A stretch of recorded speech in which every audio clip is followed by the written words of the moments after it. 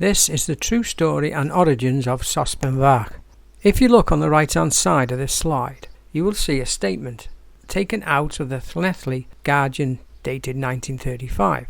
The true authorship of Sosban Fach our family have always known, because this has been passed down through our generations. My mother often talked about our connections with the song, and our great-grandfather had something to do with its inception. In January 2017, I wrote an article with the help of Llanelli Community Heritage. It was about my great-grandfather, John Edmund Noakes, who had the Royalty Theatre built for the people of Llanelli. This led me to looking at Sosban Fach to see if I could crack the mystery, but I had very little information on it. I looked at websites awash with Mr. Davis and Mr. Williams, and finding out about people adding or altering verses.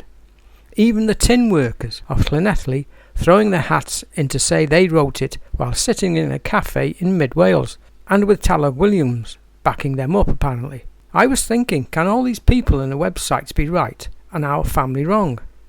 How am I going to get people to believe me with so little information or evidence?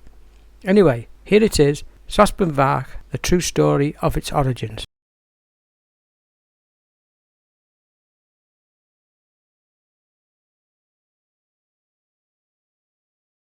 I will start from the beginning of my research. The press cutting on the left was the only one I had at first, but it lacked any information to work on, apart from a photo and the name of my great-grandfather, Johnny Noakes. The press cutting on the right told me more, but I decided to use the 1935 Guardian one, which is probably the best one anyway. This is the Llanelli Guardian, dated 1935. Author of Sosban Fach, war song written for pantomime. There has been no small amount of mystery concerning the authorship of Llanelli's world-famous war song, Sosban Fach, but it has for some time been known that the last three verses were composed by a nonconformist minister. The authorship of the first verse, which, of course, is the most popular, was in doubt until a Llanelli lady called at the Guardian office last week and gave us authentic information on the subject.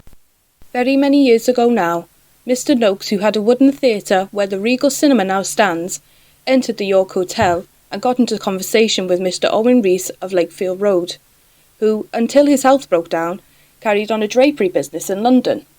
"Can't you write something catchy about Llanelli?" asked Mr. Noakes in the course of conversation. "You see," added Mr. Noakes, "I want to introduce a popular number for the pantomime."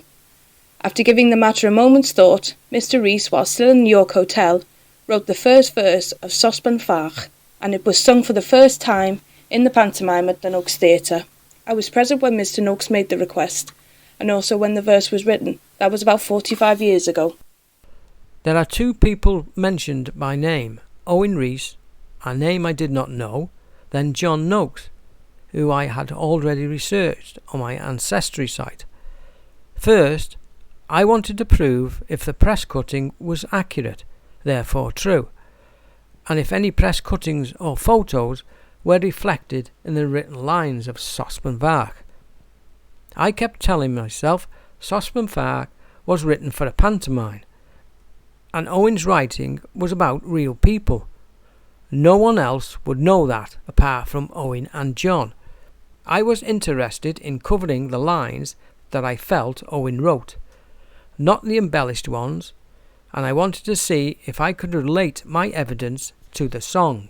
First bit of evidence. Please listen to this soundbite from the Treorchy Male Voice Choir.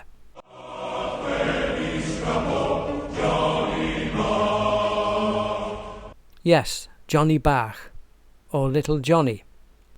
It was a nickname for John Edmund Noakes, my great-grandfather. The two press cuttings confirm this by naming him. One of my goals was to hopefully try and nail the date and the year when Sosban Fach was written, and also when it was first sang to an audience. This is an extract of the 1851 census for the Rees family. I needed the census so I could check Owen's family names against the verses or lines, because I'd already knew all of John's family's names by searching Ancestry. None matched. At the time, the Rees family were living in Llanelli, Carmarthenshire. The census shows Owen and David had the same occupations as tailors. I also looked at 3 more censuses. The 1861 shows Owen's occupation had changed from tailor to schoolmaster, and he was now living in Aberdare. David was no longer recorded after the 1861 census. The change of occupation for Owen is where I think the lady commented about Owen's illness. It could have been the constant travelling back and to from London that made him change. The other 2 censuses, 1871 and 1881, shows Owen stayed as a schoolmaster in Aberdare. According to the 1881 census, there were only 3 of the Rees family members still with Owen. Further evidence. Sosban Fach, Little Saucepan. Owen's first 4 lines. Number 1. The first line includes Mary Ann, one of Owen's children, and she's on the census. Number 2. David was a lodger in Owen's house, also a tailor along with Owen. Number 3. The baby may be a reference to Sarah, the Reese's 1 year old, and she's on the census. 4. The cat scratched little Johnny must have actually happened, as you can see in the photograph. Sosban Fach, Little Saucepan. These are Owen's last 5 lines, but one's repeated. Line 1 and 2. These lines could be a nod to Tinopolis, or John's life as a travelling theatre family, where they boiled their clothes outside and cooked their food inside. Please see the photograph. It could also be a cooking scene in the pantomime. 2. John is wearing a waistcoat with his shirt hanging out. Please see the photo. 3. Repeated scratch line. 4. This verse or line could have started off as sewer, as a tailor would do, or World War I, a soldier, or a solderer, a manufacturing process in Tinopolis. I think I'll go for sewer. After a long trawl through the National Library of Wales website, this press cutting is where I worked out the day Owen and John met, along with a lady witness in the York Hotel. It was also when it was first performed in front of an audience. Owen was writing Sosban Fach for the first Dick Whittington pantomime in 1889, with a second one in 1890.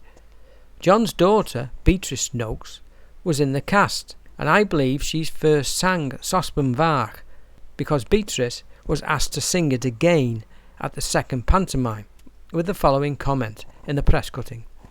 Recalled to sing a local Welsh song, and the local hits are most happy. It is normal even now for scriptwriters to use local firms or well-known dignitaries who the people will recognise in that village or town. This is just a bit about the Royalty Theatre John had built for the people of Llanelli. It's a list of dates from building to demolition. Llanelli did not have a theatre until the Royalty was owned. John still had 2 portable theatres travelling around the South Wales valleys until portables were starting to die out. They were replaced by the new kids on the block, like Hager and his picture house. After the Royalty opened for business, sadly John's wife, my great-grandmother, passed away after a short illness. John carried on for a while, and then put the Royalty up for sale. Once sold, he decided to go to New Mills, Derbyshire, with one of his friends, or Edwards de Vere. John had been there before, according to my ancestry search. On March the 10th, 1910, John collapsed in the street and died. I don't know what happened to the rest of John's family, apart from one of his sons, George Edmund Noakes, who moved to Deeside, North Wales. He went to work in Shot and Steelworks. He was my grandfather. Obituaries. These are just a few of the many newspapers who commented on John's life. I have selected 1 newspaper article and 1 journal. There's a load of press cuttings available from various newspapers, especially theatrical ones like The Era and The Stage. The last article is a funny one about John's stature. I found a newspaper cutting from 1915 that involves Talog Williams, the guy who stated he added lines to Sosban Fach, and Richard Davis, who stated he wrote the first 3 lines. Looks like they were having a bit of a tiff. This must have been a reprint because other press cuttings say the Reverend died in 1877. There seems to be a lot of confusion over who wrote what.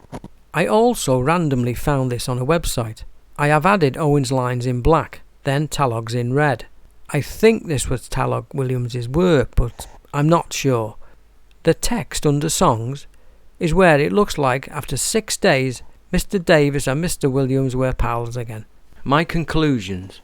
It took me around 2 years to get the answer, mostly spent searching the internet for press cuttings and going on ancestry sites. I also went through our family albums. The new photo album with the much wanted evidence was given me towards the end of my research. There were times when I could not do anything due to lack of source material. I did go to New Mills to see if I could find John's grave. I found he had been buried in a bit of waste ground for paupers. I found a list inside the church, especially for the paupers buried there. I asked the Virgin in the church why John had been put there. She replied, when no one comes forward to bury them, we bury them out of respect for those people. We record their names and age of death only. I don't know what happened to Edwards, his partner, but it would appear, due to the Virgin's comments, that he was not at the burial.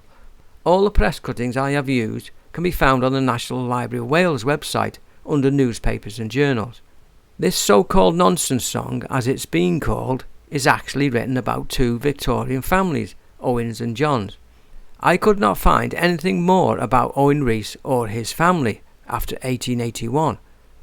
Lakefield Road is just a mystery, but he must have been around Llanelli in 1889. But I would not be able to pick up Owen's movements with a census. But as the lady witness said, he was there to write the lines or verses. I think I've been lucky because I had digital records to look at on the internet, and due to me over the years remembering the story my mother told me, as well as being custodian of all our family albums. In the early days, it would have taken a lot of trekking around for records and somehow collecting together the various photos and press cuttings spread around our relations. I've got a feeling a lot of people won't believe this research. The evidence that's been out there since the 1800s could never be challenged until now. But I'm glad our story, and mainly Owen's, is out. I'm hoping this has put the mystery to rest finally, after around 134 years. Thank you.